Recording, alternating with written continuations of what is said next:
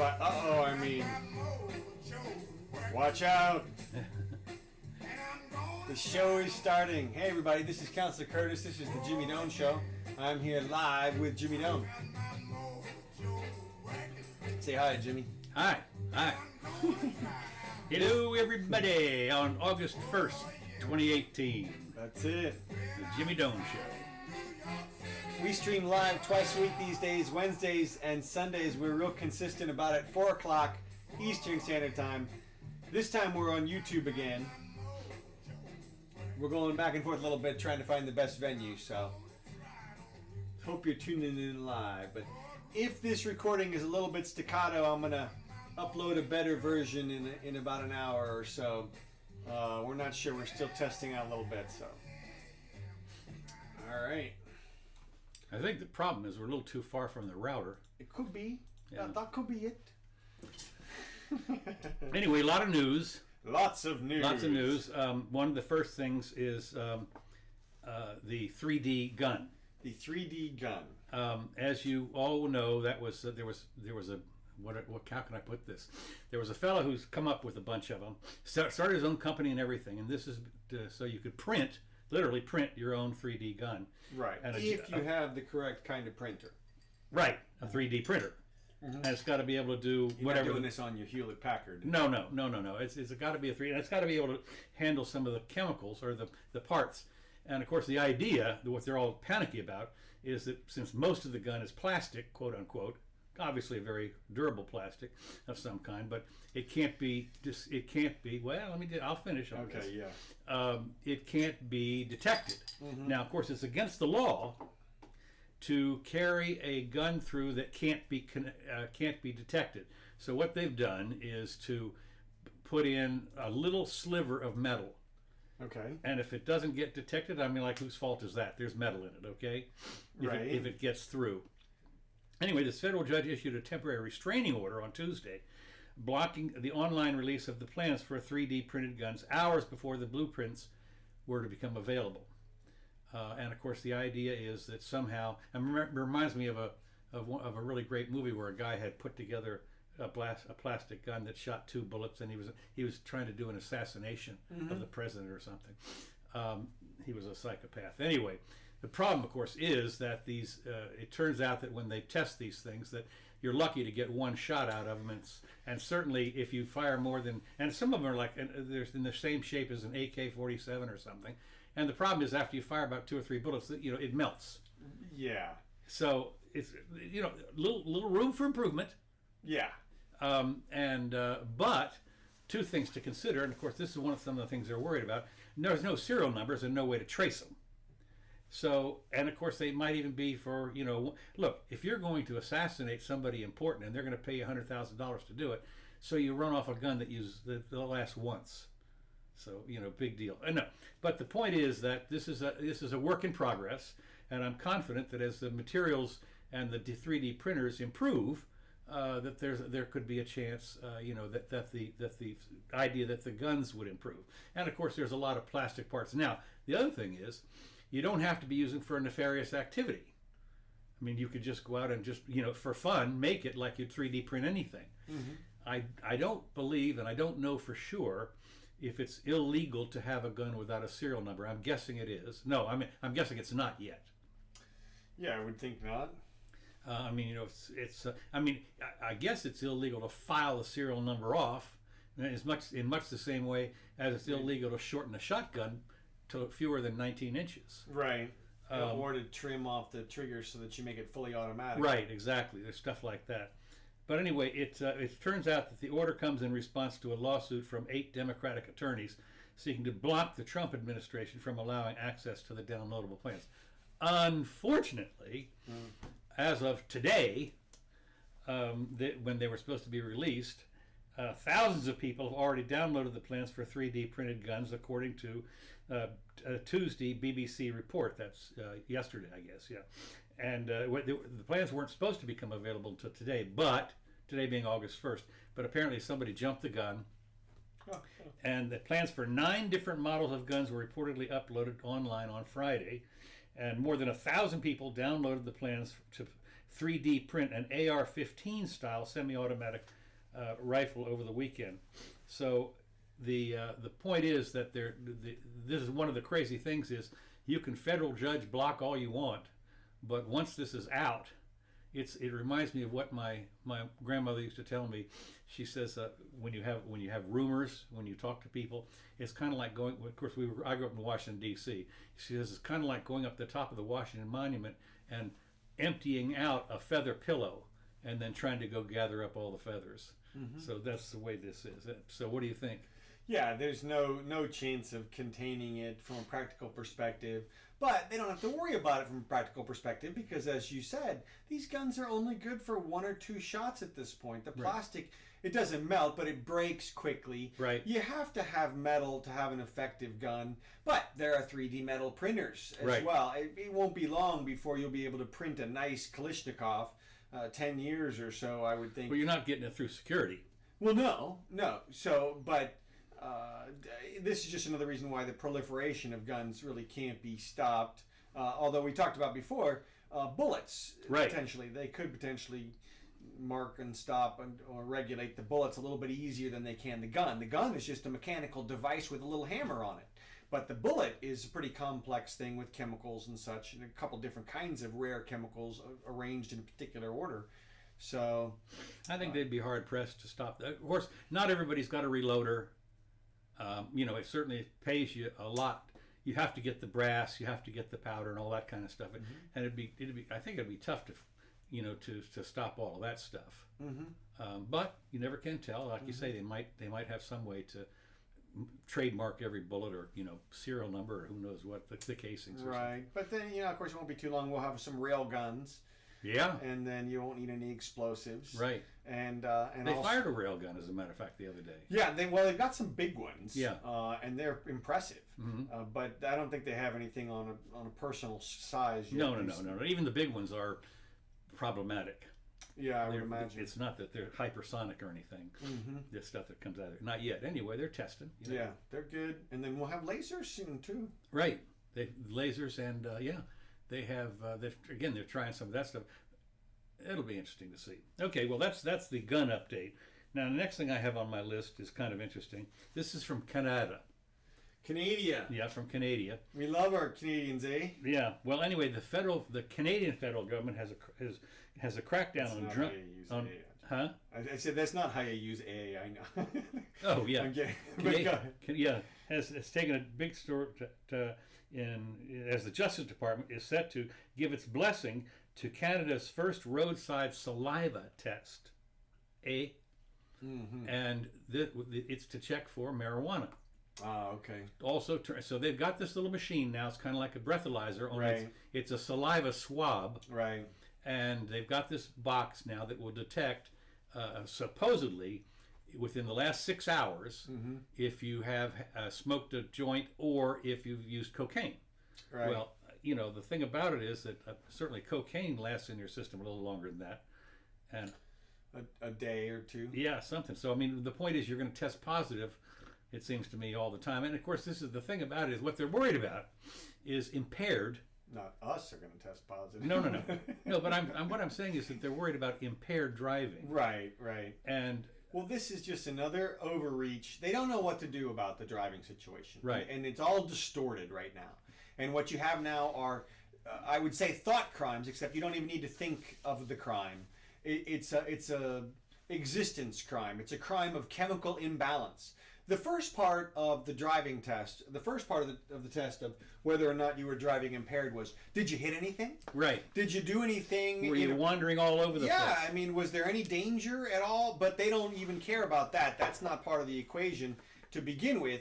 It doesn't matter if you didn't do anything wrong, if nobody got hurt, if your chemicals were off, that's a crime in and of itself, which is a total distortion. But they don't know how to draw the line. And, of course, They've tried to expand it. They've got now cell phones, and the different states have done different things where you can text in some states. When other states are hands-free, other states you can't use the phone at all.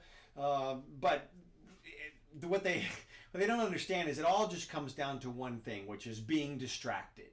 Right. But it's still that is still an accidental thing to have happen. I mean, what is not being distracted about going through a drive-through, getting your Big Mac, and going down the road and eating the big. I mean, absolutely. And there are plenty of people who have brought that up. Eating is a huge thing. Changing the radio station. Exactly. Having a passenger in the car. There's lots of things which are distracting to people. It is funny you should mention that, because invariably, whenever you see a movie and somebody's driving and they're looking at their passenger and talking, going like, wait a minute, you're getting ready to hit somebody.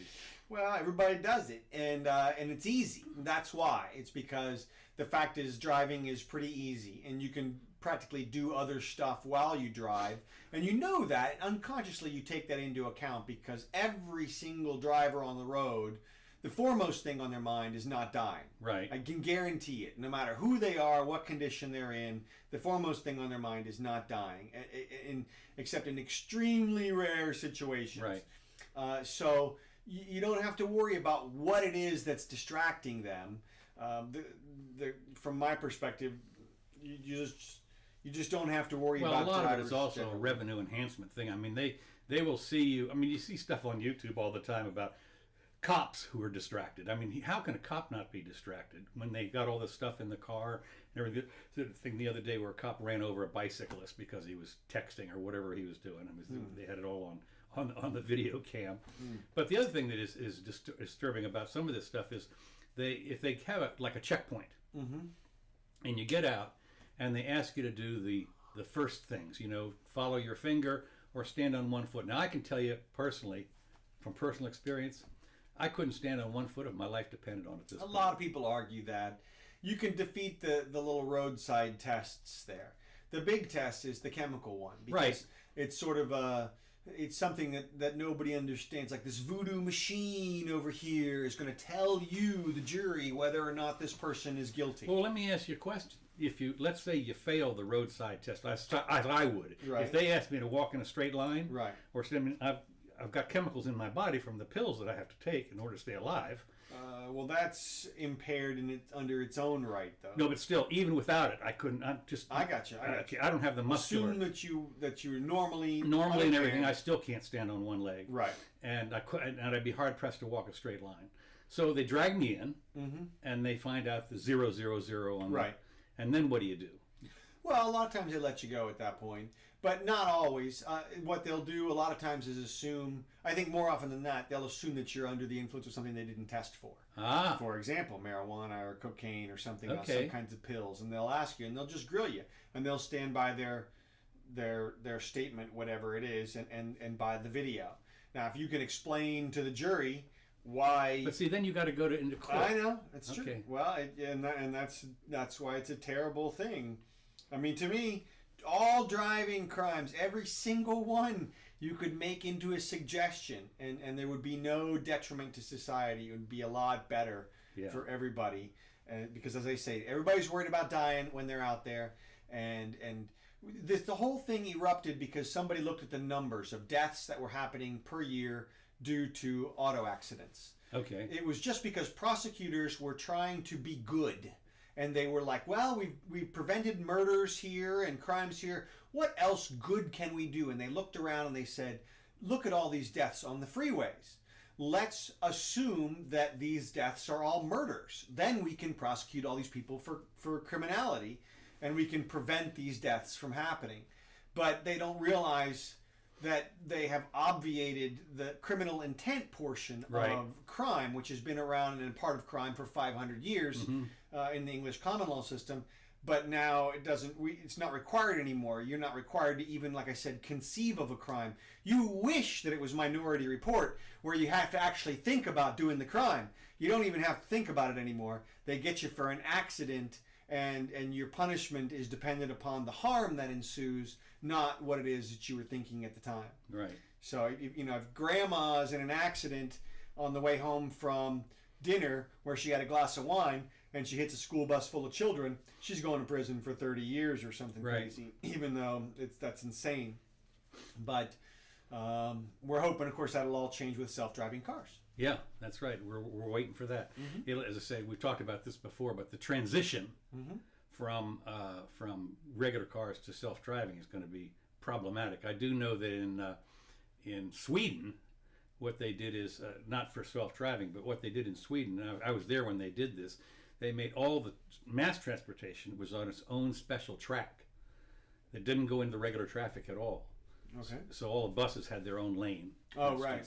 And so they Nothing solved a lot of confusing problems. about that. Well, what was interesting, as a small digression, I was over there when they had what they called in Swedish "högerdag," which stands for right hand day, and it was. Oh, yeah. The simple fact was, when I was over there, we drove on the left hand side, and then during that day in October, everybody had to switch. That one Sunday, everybody had to switch. Yeah, my exactly. God. Everybody had to, because one of the reasons was that Norway had regular right-hand traffic, as we do here. Right. And so when you would drive, seriously, and Denmark, so when you would drive over to Norway, I remember driving into Norway, and for the first couple of, 50 miles or something, I'm swinging around trying to figure out, which way am I supposed to go on this turn and everything. When I went into Denmark, they said, I don't know if you're allowed to come in here if you're coming from Sweden. And fortunately, I had to speak in English, so that it was coming from Sweden, coming from America. Yeah, coming from America. That's right. So speaking of the Scandinavian countries, Yes. in May the Danish Parliament banned the wearing of face veils in public, Okay. joining France and some other European countries to uphold what politicians say are secular and democratic values. Okay. Now this has to do mostly with the hijab or whatever you call it. Okay. Women. But Sabina, 21, who is studying to be a teacher, has joined forces with other Muslim women who wear the veil to form Women in Dialogue, or whatever it is, to protest and raise awareness about why women should be allowed to express their identity that way. Well, of course, it's interesting because if you're covered up, It's hard to express. it's hard to a express lot. your identity. I mean, it's not like you're going to take your driver's license and hold it up, and here's this eyeballs peeking out from. Yep, that's her. I don't see that. So anyway, she said she won't take it off because it's a reflection of her own choice and so forth. But it's interesting to me that here in even in the United States and here in Gainesville especially, on Halloween, for instance, you're not allowed to wear a mask in any place. Right. I mean, you can't go into 7-Eleven, and you certainly can never go into a bank Right. with a mask on. I mean, that's just out of the question. Even on Halloween, for Yeah, God's no, sake. we have a general mask prohibition. Right. Well, you didn't used to. When I was growing up, you could wear it anytime, Sure. any place. But of course, I was 7 years old, so Yeah. they didn't figure. But And they don't care much on Halloween, except if you go into a bank. right. Well, again, and also if you're 3 feet tall, they probably don't care. Right. So that's another thing. But still, I mean, if you're dressed as Superman, or as you used to say, Thithanan, that I understand. But But what my point is that the prohibition, it seems to me, fairly. I don't really see the problem with it. Because you do. I mean, one of the things that you do have a lot of, especially in London and England, is you have this vast surveillance thing of cameras everywhere, and they can trade like they did in one of the movies with Will Smith or something. They kept doing the movies that Swapping people. Well, no. What they did was they did this camera, that camera, the next camera, Right. and the satellite thing and everything to follow these people around. Well, but I mean, if you're dressed all up and have face recognition now, of course. Right. But you can't hardly have face recognition if you're peering out through a. Yeah. So on the one side, what you have is I think the politicians who are enacting those types of laws are ostensibly doing it to protect the women from domineering men in their culture who are forcing them to wear those clothes. That's what their reasoning is. That these women are oppressed, and we're going to liberate them by banning the hijabs and all the various clothing and such. Huh. Really? Yeah.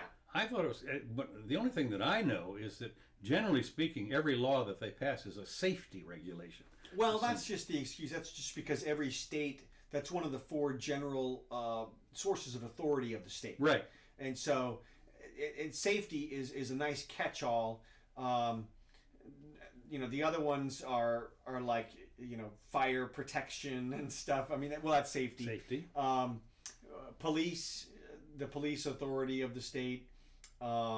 there's four that they typically use, but Almost safeties- everything is safety. Well, that's because the others don't really apply, Yeah. Okay. and so they have to use safety. Yeah, well, they use, for instance, they do talk stuff how you can. Let's see, what was it? I remember when they regulate the signs in your yard, it's for safety.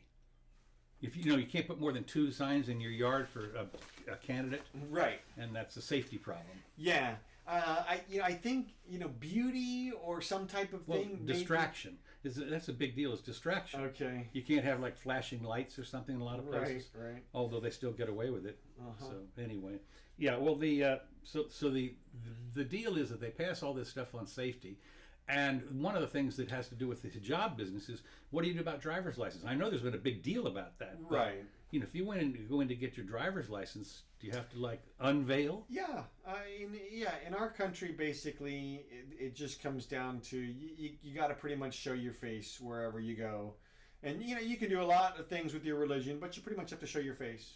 So if you're driving around with your eyeballs showing and they pull you over, Mhm.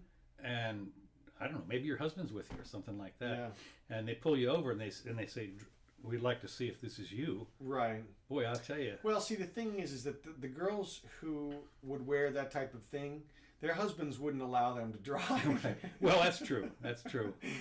But so look, there's a certain amount of acclimation to the culture which you can allow to be mandated by law. For example, we force people to wear clothes over here, things like that. But we're as liberal as we pretty much, I think, you can get. Where was this again? This was Germany or someplace? This was Danish. Okay, so I mean, what are you going to do for? I don't know. There's no Denmark, counting for you them. can go naked just about. Right. I mean, they're pretty. You talk about liberal in your dress. Right. Of course, it's interesting when you hear about that. You say you can't go around naked. Actually, you can in New York's Times Square if they paint you. Right, and of course there are nudist colonies and places where it's perfectly acceptable. I mean, like South Beach, south of Fifth Avenue in Miami and stuff Yeah. like that. But hijabs, I mean, my personal feeling about it is I would opt to not have the ban, but I can certainly see how the requirement to show your face is perfectly okay. Well, it's interesting. Of course, this is one of those things that I guess some people might call it a slippery slope, because once you allow people to walk all over the place looking like a Dalek, and then Yeah, I mean, if you can put on a costume and walk around like you said, I mean, you can get. you can do it in Times Square, but I'm telling you, you do it Yeah. almost any place else. I mean, what are you really going to do, though? I mean, are you going to really rob a place in a costume? I mean, then you're the guy in the costume. Everybody knows you're the guy in the costume. It was a tiger that came in here and right, robbed me. exactly. And no, I'm just wearing my tiger outfit out here. Yeah. That wasn't me. It wasn't me, right? So it seems like overkill to me. Yeah. Okay. Well, I can see both sides of it. We'll maybe catch up on that later. Now, next item. This is a Trump thing. Let's see what I do here. Okay. President Trump on Monday expressed his willingness to meet with the leaders of Iran with, quote, no preconditions. Trump made the comments during a joint press conference alongside the Italian Prime Minister. Now, no preconditions. Now, let me ask you, first of all, the guy in, whoever it was, Abu Dhabi, whatever, in Iran said, forget it, we're not, we're setting a precondition, we're going to keep our nukes. Well, they don't have any nukes. In Iran? Yeah. They have a program. Yeah. So. Well, they're going to keep their program. You're right. So. Well, okay. So the preconditions. Here's what it comes down to: the United States, when the president meets with a world leader, there's a lot of benefits that accrue to that person, politically, in their tribes, that types of things. They can garner power using that relationship. So it's a gift. Or it's a bargaining chip, and the president should use it as such. And I have to agree with Shapiro, Ben Shapiro, that is, when he talked about the meeting with Kim Jong-un over there. It might have been more prudent to send Pence or somebody. Well, Pence had laid the groundwork. Well, I think they sent Papadopoulos over there. Oh, Or okay, somebody. maybe, okay. But Yeah. somebody a little bit lower on the totem pole, so that the guy, or get him to cough up something, and that's basically what people are the opponents of this type of offer to the Iranians are saying is, look, you've got power here, you've got a bargaining chip, don't just give it away, go ahead and get something for it, get a precondition, some type of access, or for the international inspectors, or we're going to blow up this mountain or something like that, get something out of it, and I think that's wise. If you got a chip, bargain with it. Okay, well, there's something to be said about that. It is interesting, however, that the speaking of Kim Jong Un, I don't know who's figured this out, but they said he's now rebuilding his intercontinental. Yeah, I mean, the next day after the meeting with Trump, there were satellite images of potentially ramping up and rebuilding of the. Yeah, see, I can't. Personally, I find that hard to believe. I think Why? I just do. I just. What do you mean? Why is that hard? Well, because you'd be an idiot to do that sort of thing. Why do you say that? First of all, this brings up another point, and that is, Trump met one-on-one with Kim Jong-un and with Putin. Okay. In a secret meeting, so to speak, and everybody's all upset. What did you say? What did you say? None of your damn business. Well, okay, well, hold on. Stay on the Kim Jong-un thing. What is the point about why? I mean, because it's stupid. You sit there and you've already blown up one thing here. One test facility and another test facility.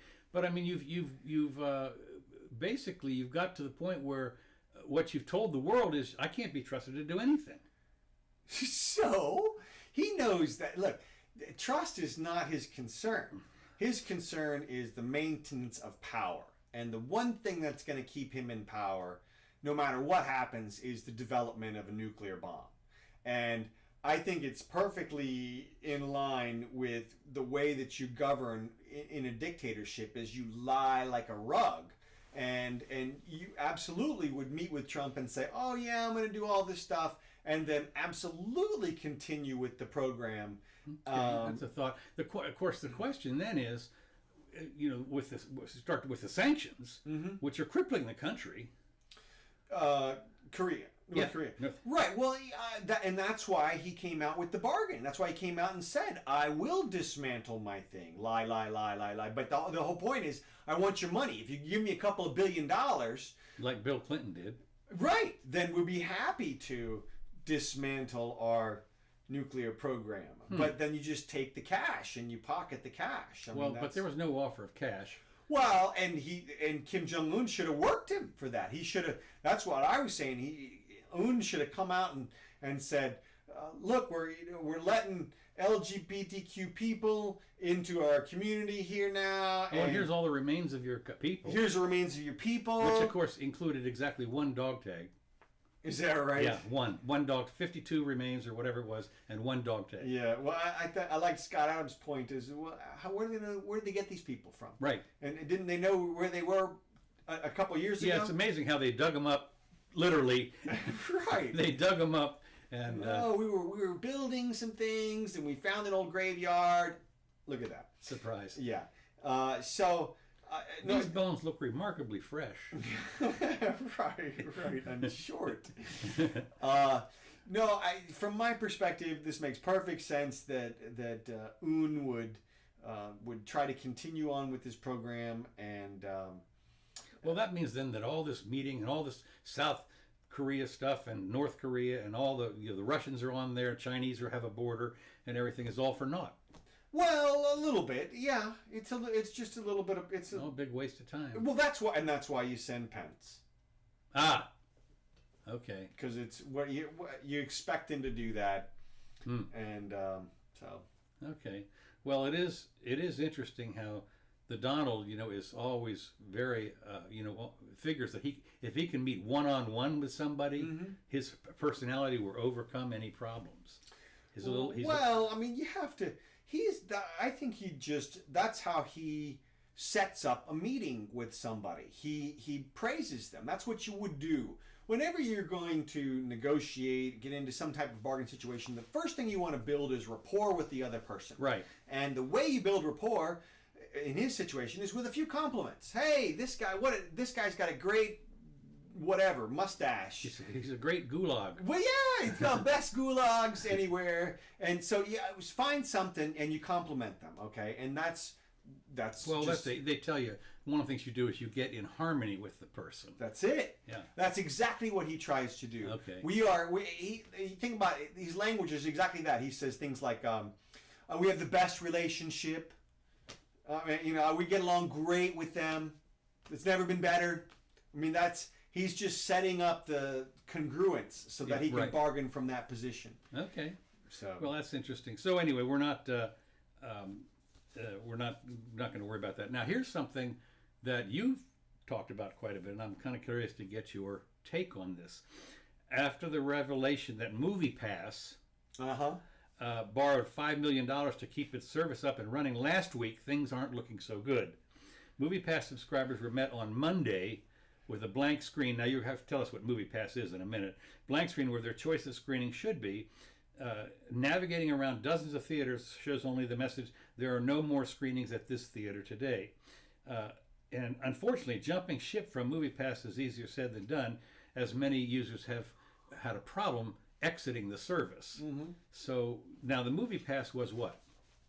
Well, MoviePass is a private company that has decided to promote movie watching or make a lot of money by offering people the option of a monthly subscription service, and then basically they can attend one movie per day using this subscription. At a rather substantial discount? Yeah, the subscription is $10 a month, I think, which is basically less than the price of one ticket. Mm-hmm. So if you're going to get one movie a month, it's an excellent service. But they never put into place their bargaining. They never bargained with the movie distributors or the manufacturers or anything to get a discount.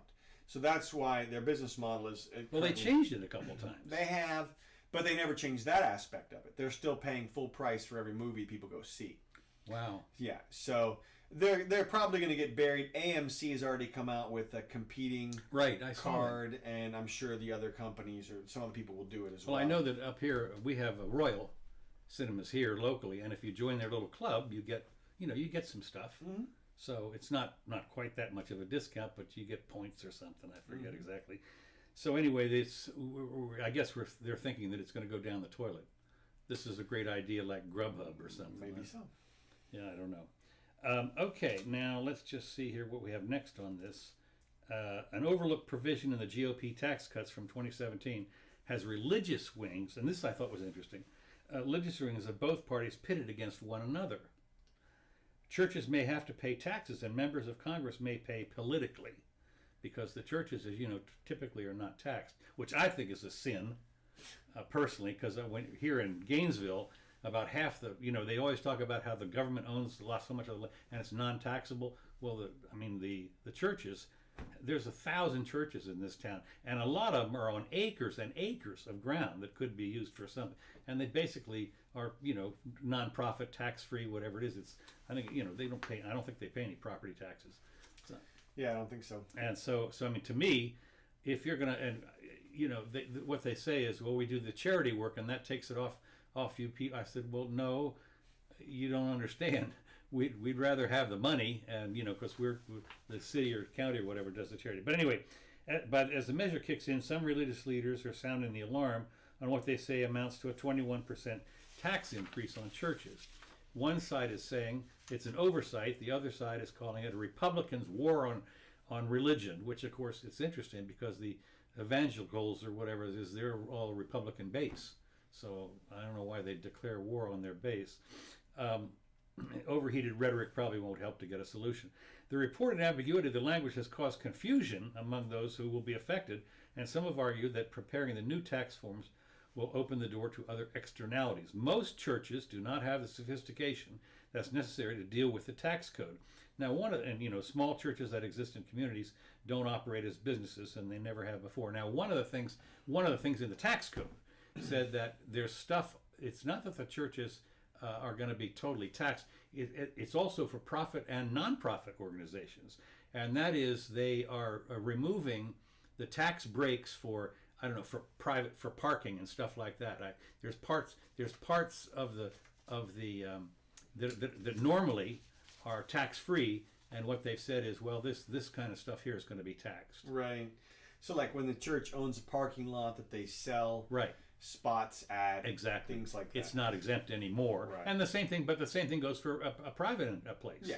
So I mean they've got I don't know what the deal is on it, but they have a new way to look. So it's not directly at the churches. But as I say, the reason I bring this up is because as far as I'm concerned, the churches should be paying full boat, because if there are going to be any taxes at all, I'm not a real fan of property taxes, because it's like rent, and the simple fact is you don't really own your property if you have to pay property taxes, because they can come in after a couple of years and take it away from you. Right. And the way that I see it is, sure, it's unfair from the standpoint that the churches have avoided that obligation, but Well, the thing is, though, if the church burns down, the fire truck shows up. well, of course, they get all the benefits of the roads and whatever else. But I'm with you. I would rather celebrate the fact that they have somehow avoided the taxes than try to rope them in. You're right. From my perspective, it's Okay, well that's woohoo! Good going. Yeah, You've managed to dodge for that long that's right. in a legal way. Okay, let's see my next item here that I've got. Okay, this is some stuff. Let me just make sure I've got it all here. The Swedish president. I don't reclaim the show. Let me go back on Trump for a second. In Tampa, Florida. Now, yesterday there was a big rally Yes. in Tampa, and President Donald Trump has wrongly claimed that shoppers need to show photo identification to buy groceries. It was a big deal. Well, what's interesting is you sort of do. Not necessarily if you pay cash, but basically if you use a credit card, that's an ID, and you have to punch in your little thing. Not that anybody gets to see it, but you have to basically show that you're you, one way or the other. And of course, if you try and pay with a check, you've got to show an ID. But Right. so my point is that it's not you don't have to if you pay it one way or the other, I suppose, to show a photo ID. But when I look at this, I'm thinking, What were they claiming, that was a racist comment by no, him? not a racist, but they said it was another lie. You don't have to, because this is one of the things that Another lie. Yeah, another lie, because you don't have to show any kind of an ID. Well, you sort of have to know. Everybody gets to know who you are, sort of, up to some. I mean, other than if you walk in there with debt cash, Right. then that's pretty untraceable. So in that case, you don't have to show an ID. But there's a lot of times when you should normally show an ID, but because if you got cash, you don't have. Which is why, of course, the war on cash. Yeah. Well, yeah. That's what we figure. I mean, at least we'll see. So anyway, he also defended his trade agenda. Let's see, railing against the idea of, and he railed against non-citizens voting, which apparently that's coming up. But the other thing is that the simple fact is that the mainstream media and everybody jumped all over this as a lie, and of course, as far as I'm concerned, so what? I mean, Well, they're making mountains out of molehills. Right. Let's talk about it for a second, because it's so interesting to me. The biggest story out of the Tampa situation was Acosta, the White House Right. correspondent. well, he's the commie one. Okay, look, what he did was he recorded some Trump people flipping him off and telling him Right. to, Get out, whatever. right, tell the truth and stuff like this. And he reported them as a hostile crowd. Right. Okay, and they were hurling insults at Boy, him. whew. Yeah. He was getting pounded by insults incessantly. Yeah, exactly. They were. So, and yet they don't report about the actual fights over Trump's star and things Yeah. like that. The people are actually getting assaulted and beaten, and yet CNN is trying to make it sound like he says Trump is whipping up this hostility, and other right-wing conservatives. Okay. No, you're right about that, because you only have to go back and see during a lot of the Trump rallies, as the Trumpettes, whatever, what came out. sticks and stones were actually being thrown. Right. I mean, it's At- not just at words. them. Actual. Not from them. No, at them. And that's the difference that they failed to report at CNN. Now, CNN, when I was a kid, CNN was respectable journalism. Right. They were actually journalistic in the sense that they would present both sides of the story. I have not tuned in for a while, but I was kind of crossing my fingers hoping that they were still somewhere in the park.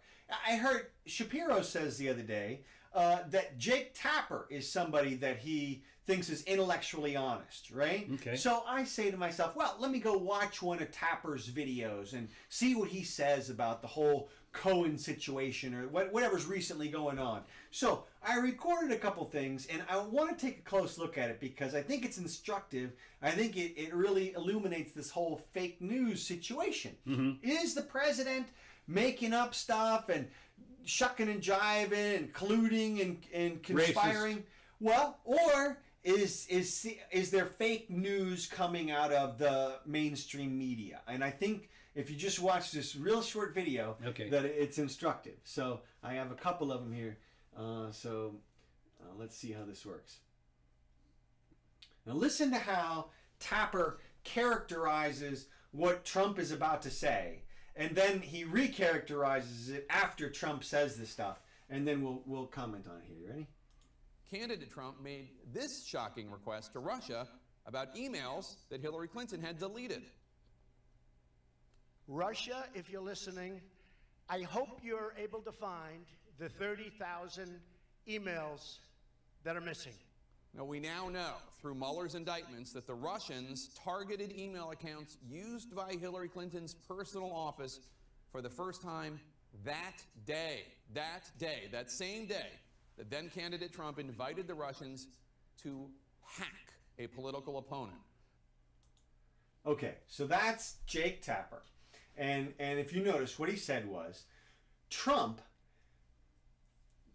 made a request of the Russians, okay? And then he cuts to a speech by Trump at the University of Miami where Trump talks about Hillary's 30,000 emails. Everybody knows when Trump talks about the 30,000 emails, that's a dig on Hillary. That's a dig on Hillary at a speech he's making during the campaign, okay? He's a candidate. Nobody in their right mind could possibly confuse that as a request of the Russians. And yet that's how Tapper characterizes it. Then he goes on to say this is an invitation to the Russians to hack the DNC. Like they need an invitation. Well, and this is and then he even says that day, that very day, they hack into it. So he's literally implying that Trump is sitting around and I need to conspire with the Russians. I need to communicate with the Russians. Trump Jr., quick, set up a speech at the University of Miami. Okay, Dad, but why don't you just call him on the phone? Shut up, kid. Yeah. You don't know what you're talking about. Set up a speech. I'm going to communicate out in the open. Nobody will know. I'll do it at a speech at the University of Miami. Nobody will suspect, except maybe that clever Jake Tapper over at CNN. He may be on to me, all right? Yeah.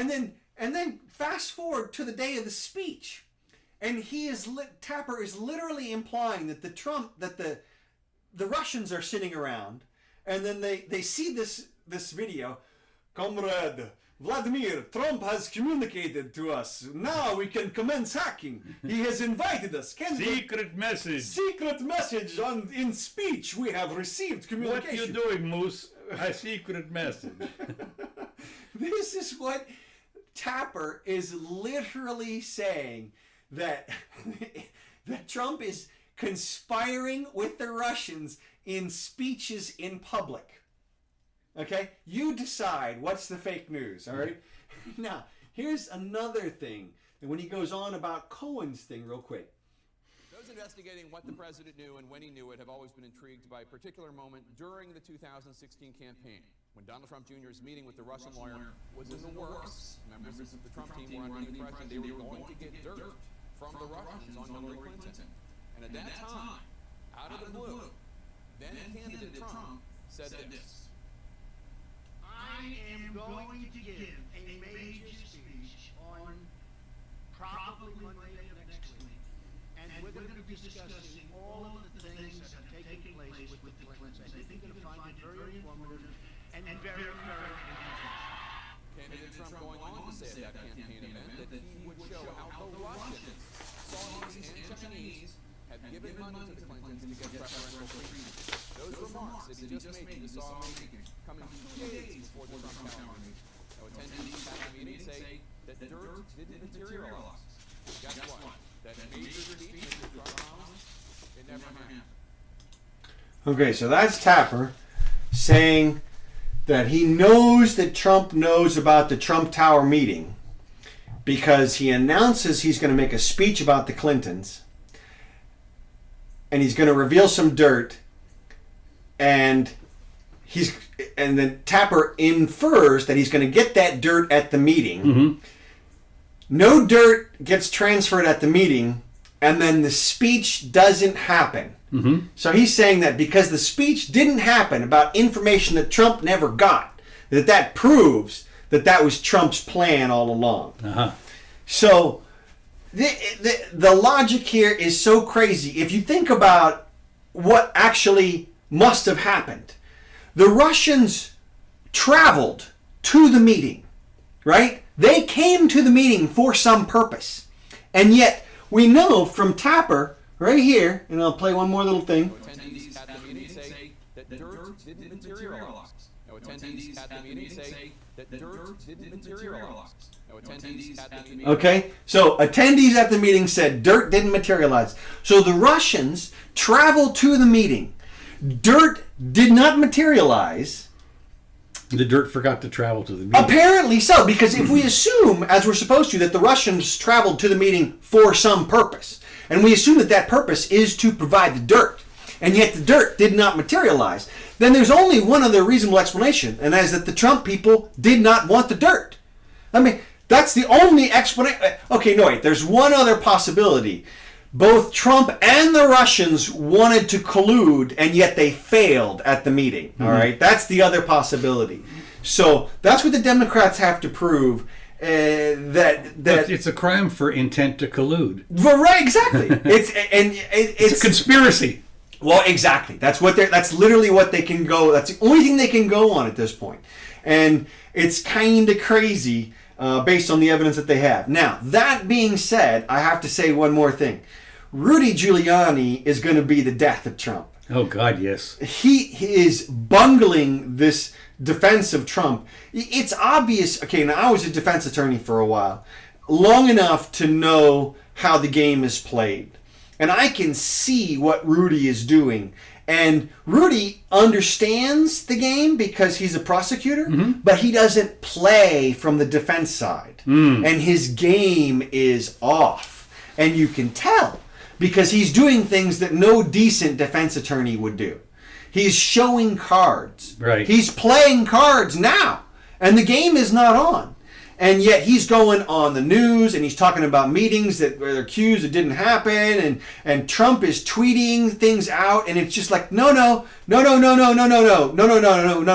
This is all bad. And so Trump needs to marginalize Rudy. Unfortunately, he can't fire Rudy at this point because Rudy is too well liked. People trust Rudy. Okay. And if Trump fires him, everybody's gonna he was the trustworthy guy. So what you would have to do is you have to hire somebody as Rudy's second, and then you have to marginalize Rudy. Well, here's the deal though on this. I look at this, when you talk about the shower of tweets that come out daily from Trump, number one, and then you talk about the very confusing comments from Rudy Giuliani, and anybody watching this stuff, you're sitting there thinking, what the hell's going on? I mean, and you're totally confused about it. So you get to the point where you say, I don't believe any of this stuff. I mean, it's like this giant spaghetti of stuff, and you're trying to figure out logically what's going on here and what's going on there, and finally you just say, screw it, I give up. I'm not going to do it. And so the only thing I can think of is the ointment in the fly here is what's his name, Mullen or whatever his name is he going to indict Trump? Well, he can't indict Trump while he's a sitting president. Okay, but I mean, is something going to come out that shows that Trump's guilty of something. Well, that's obviously what the left is hoping for. Right. And of course, the Paul Manafort trial just started. Right. But that trial has nothing to do. No, it has with no. That Trump. is that stuff is way before It's decades ago from right. Ukraine. So and, yeah, but my point is that the end game here is to destroy Trump. right. So if you've got all this other stuff that people going, I mean, I don't know if what Rudy says on one day and the next day, or a tweet's The going to be problem used. is, if it all stinks, then Trump stinks too. Ah, really? Yeah, that's the problem. Is that from a defense perspective, you cannot win by discrediting the accusations against you. You have to pull something out on the positive side. Really? Yeah. So I wouldn't have thought that. I thought. I know it sounds counterintuitive because, like you said, you'd want people to give everybody the benefit of the doubt, and if there's doubt everywhere, then the benefit is nothing happens. But that's not what people do. I thought that as a defense attorney, what you normally do is do discredit. Well, you do that, but that doesn't get you. It gets you not guilty. No, it doesn't. That Really? never gets you the not guilty. It did on the TV I was watching. No, it doesn't. That does not. What happens, the only thing that gets you the not guilty is when you present a hypothesis that's consistent with innocence that sets up somebody else. You have to have a scapegoat. You have to have an out in some way. If you don't have that, you And go the down. hypothetical can't be aliens from Mars. No, That is believable. Right, it has to be a reasonable hypothesis consistent with your innocence, and that's the mistake some defense people make. Like there was that guy who killed that woman and threw her in the went fishing with her body and that kind of stuff, and they totally discredited the entire prosecution. But it doesn't matter because they didn't have anybody to put it on. And So I mean, like, what if you have an alibi?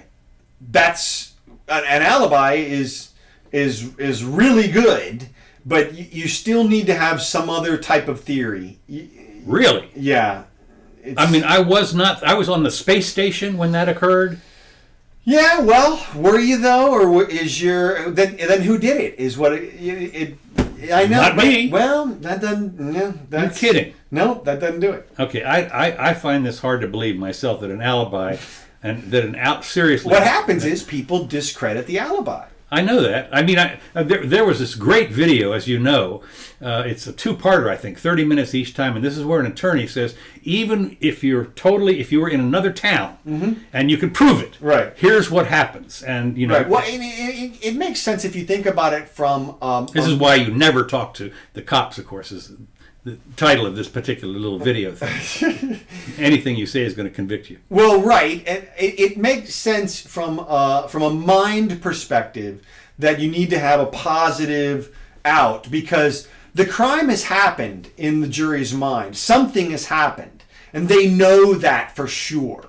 So they have to be able to believe. They have to hook up something to that reality. It doesn't matter that the hypothesis that's presented to them is shaky or whatever. I'm going to have to find, I mean, I know you're the attorney and everything, but I just, I kind of find it hard to believe that, I didn't do it, and I can show you I didn't do it. They got the wrong guy. Mm-hmm. I don't know where the right guy is, but it wasn't me. Mm-hmm. So, not guilty. Nope. No. All right, if you say, okay, somebody write in about this, because I just find that hard to believe. Okay, well, let me move on here to the next thing. There's a couple things here that have to do with racism again. Of all things, the city of Austin was named after Stephen F. Austin. God, yeah. No, yeah, who is referred to as the father of Texas. But a report released last week by the city's, you ready for this? Equity Office. Uh-huh. They got a brand new office that was just started a couple of years ago called the Equity Office. Raised the issue that Austin had been a staunch supporter of slavery. The issue noted by the city's Equity Office has raised the possibility of renaming the city. Mm-hmm. Austin, Texas, the capital, Right. is going to be renamed. Well, I don't know won't if it'll be. be renamed. It'll be interesting to see. The thing about these. How about types- Washington, D.C.? Well, that's what it comes down to. That's what it comes down to. And here's the thing. How many people know that Austin is the capital of Texas versus how many people know that it was named after a guy? Right. And I would bet you that way, way, way more people think of Austin as the city than Austin as the guy. Right. You don't have to equate the two anymore. And as you say, Washington, what are we going to do? Tear down the Washington Monument? Yep. The Well, it's coming down, I think, anyway. It's coming down. Yeah. Okay. The Jefferson Memorial. Yeah. Mount Rushmore. Mow it all down, man. That's right. Look, the thing is, you don't need to do that because, again, from my perspective, I grew up at a time when Washington was the name of a place. It's not a name of a guy. It's Washington, D.C. It's a city up there. And then there's a state out there. It's not a guy. There is a guy named Washington, and there are some people named Washington. But Washington is a place. It's not a guy. Well, it's interesting because George Washington Carver was a Negro. Yeah. So slave, I think. It might have been at one point. Yeah. But anyway. Okay. But anyway, they fought to defend slavery. Raised the possibility of renaming the city, not to mention all the streets and roads and everything. Right. That Streets, roads, counties. We had the problem here. Right. We had one of our monuments. They called him Old Joe or something. Had to Right. be removed because Right. he was a Confederate general. Right. And then Kirby Smith's school turned out that I didn't know this, but he was Yeah. a general. So now they just call it the school board building or something. Yeah. They've renamed that. I mean, you look around here and think, boy, what a bunch of loons. I mean, this is. Well, look, it's kind of a nice concept, but what they're doing is they're equating a tiny piece of this history, and they're saying that it controls everything, and it's not. I mean, I don't know how many slaves Austin owned. I don't know how long he owned the slaves. I don't know anything about his slave owning past. I do know that he founded the city of Austin. Yeah. Or at least they named it after him. Right. Okay. He might not even found it. Yeah, exactly. I mean, I don't know if George Washington founded Washington D.C. When did they do the carving out of the various states? I don't know. But it seems like a fool's errand to try to go back and change every name of everything because you're inferring the worst out of every one of those people. Well, there's. I mean, I've talked about this before. I mean, a lot of these people were fighting for their own country, what they perceived to be their own country. That is to say, the Southern Confederacy. And you start to defend that, man. Well, they look. I mean, look. If you can't, I'm with you at the time. At the time, the way, because at the time, one of the basic freedoms in life is the ability to walk away. If you can't walk away, then you're not free. Well, and that's literally what's encoded in the Declaration of Independence. Yeah, and because that's the way they walked away from England. Right. And but they didn't let them walk away then either. No, the biggest army in the world came down. So anyway, the Texas High School will, another thing on this, will auction off Confederate memorabilia after dumping Robert E. Lee's name. Yeah. There was a high school named Robert E. Lee, whatever it was. Yeah. And because there's Washington Lee College. And, not anymore. And my sister her middle name is Lee because she's descended from the Lee family. And maybe they're going to eliminate her. So it's a high priority. What they've done is they made up a list of high priority items that they want to rename, and then low priority items. Right. And the high priority items are stuff like Robert E. Lee and the Confederate memorabilia and all that stuff, and Dixie Drive, Confederate Avenue, and Plantation Road. That's interesting because we have down here next to Fort Lauderdale. There's a little community called Plantation. You didn't know that? Oh, I know. Yeah. I mean, so what are they? Boom. Yeah, gone. I'm sorry. It's just funny. So anyway, then there's other things that require more analysis by the the equity, whoever these people are, and the list of Confederate assets was compiled by after Austin City Council passed a resolution in October to identify and come up with a plan for removing or renaming memorials, and it was all compiled by the Equity Office, which was created in 2015. So the office is to reflect the voices of the city's communities of color and analyze. It's interesting. This is one of those things that it seems to me is more of divisive than it is to get together kind of thing. I mean, it's to satisfy the communities of color. Damn everybody else. So what are you trying to say, man? I'm saying that these people they're going way over the line here as far as I'm concerned. All right, let me just see here. Let's see, I'm gonna make sure I got one more thing here, I believe. No, two more things. Let me talk a little bit about the president again.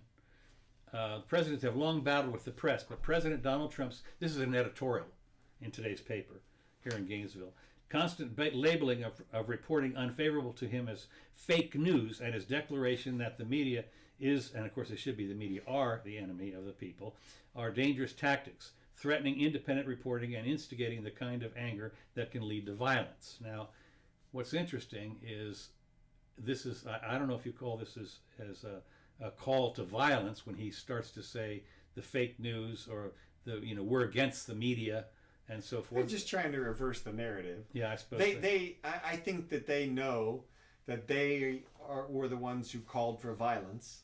I mean, Auntie Maxine got up there and literally called for violence. Yeah. And so they're just trying to flip the narrative. Now they've got the media, like you say. So they're now the report is, well, look how Trump is whooping up this violence. And they forget to look at the actual violence that has occurred against Trump people. Yeah. During the campaign. All right. Well, anyway, moving along. This is the last item I've got. Okay. We had to quit this up, and this is no big deal because I spent a year in Sweden. So I when something happens in Sweden, I look it up.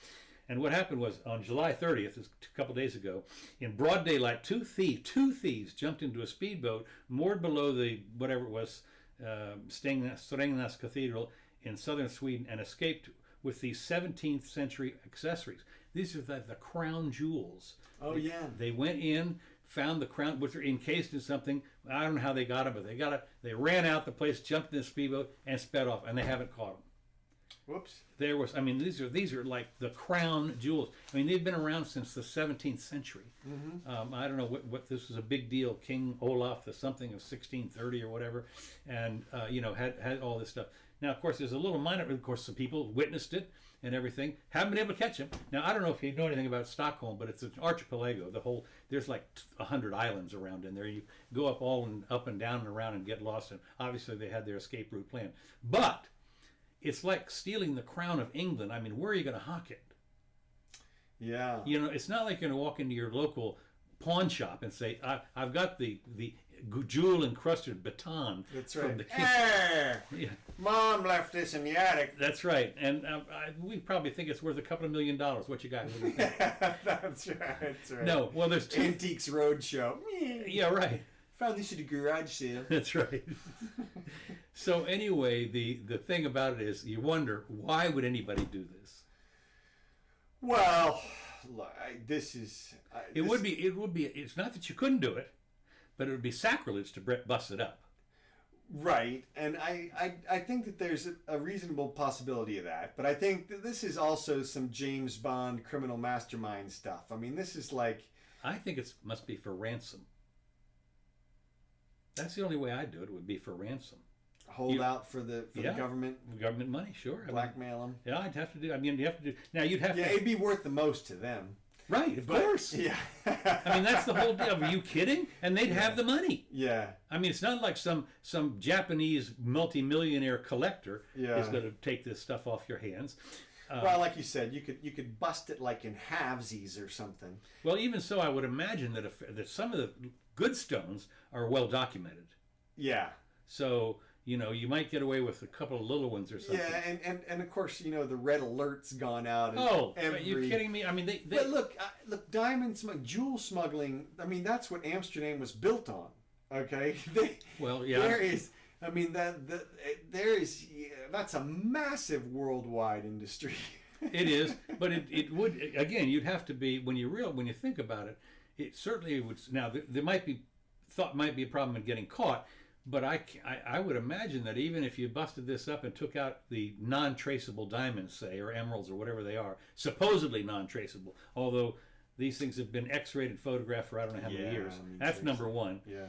And but so even if you add up all of that, it seems to be it's not as much as it should be a fraction. of what the ransom would be. Right. And so then the question is, I will meet you at the corner of 12th and Broadway and we'll exchange $50 million for your shit. Yeah. And I don't think... Well, hopefully for them, they set up that part of it as right. well. They are... Right. My thought is that you would... if I were just gonna guess, I would say this is some kind of like you have a Russian oligarch or something, and he runs a semi-nefarious business, and part of it is in shipping or something, and he just wants the jewels, and so Right. he sends his thugs over there to bag them. He figures out, look, he's there visiting one day, and he looks around, he says, huh, I can hit this place. Yeah. And so you just do it, and then they sit in your basement there, and you oogle over them, and you bring people down. Oh, look, I got the crown jewels of Sweden. Well, it's interesting. I look at this as when you put Scotland Yard or whatever it is, or whoever the international Interpol or whatever it is. You think about it. One of the big movies or documentaries that you can look at is the Pink Panther. No, well, not the Pink Panther. No, is the armor card theft in England that was multi-millions of dollars. The big deal, and it was years before they caught him. I mean, years. And but finally they caught the mastermind guy down in Brazil or someplace. I don't know how many years it was later, but they had the goods. I mean, it took them a while. Every once in a while, people get away with it. Yep. So anyway, I look at this again, having been over in Sweden, for a year or whatever, and speak just enough to be dangerous. But when I saw this, it kind of piqued my interest. I'm going to write to my friend over there and say, what do you, what's the deal? What do you know? What happened? Yeah. Do you have any jewels for sale? Yeah, right. That's what I'm going to ask him. Put them on eBay. Right, exactly. Well, You got anything else? that's all I got. Okay, we've gone over an hour. Yeah. So let's wrap it up here. Thanks for tuning in, everybody. We'll be back. We'll be back on Sunday. Yep, at 4 o'clock. And I can see we did lose some frames here, so I will place a nice clean copy up on YouTube, maybe on Facebook too. We'll see, and we'll go from there. But thanks for tuning in, and we'll see you next time. Or you can see us next time.